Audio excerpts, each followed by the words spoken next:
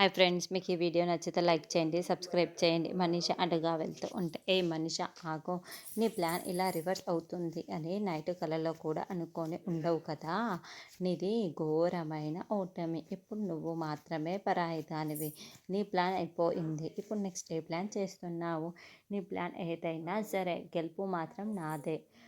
నేను ఓడిస్తూనే ఉంటాను. అది ఎంతవరకు తెలుసా? మిత్ర గారే నిన్ను మెడ పట్టుకొని బయటికి గెంటేసే వరకు అని లక్ష్మి, నువ్వు వీధిన పడే వరకు అని లక్ష్మి వేలు చూపిస్తూ వార్నింగ్ ఇస్తూ ఉంటుంది. నువ్వు ఏం చేసినా నన్ను గెలవలేవని నేను నీకు ఎన్నిసార్లు చెప్పాలి మనిషా? మళ్ళీ మళ్ళీ నీకు ఓడిపోవటం అలవాటైపోయింది. నువ్వు గెలవటం అనేది నీ కళ్ళల్లో కూడా జరగని పని. చూస్తూ ఉండు, త్వరలో ఆయన నేను ఎలా మెడ పట్టుకొని బయటికి గింటేస్తాడు. త్వరలోనే ఇది జరుగుతుంది. వెయిట్ చేస్తూ ఉండు నిషా అని వార్నింగ్ ఇస్తూ ఉంటుంది. లక్ష్మి కోపంతో రగిలిపోతూ చూస్తూ ఉంటే, నువ్వు ఎన్నిసార్లు నన్ను ఓడించినా నువ్వు ఓడిపోయే వరకు నేను ప్లాన్ చేస్తూ ఉంటూనే ఉంటాను లక్ష్మి. ఇక్కడ ఆస్తి పంపకం అడ్డుకున్నావేమో, కానీ అవార్డు ఫంక్షన్లో మాత్రం నువ్వు అస్సలు తప్పించుకోలేవు అని మనిష అంజులు అనుకుంటూ ఉంటుంది.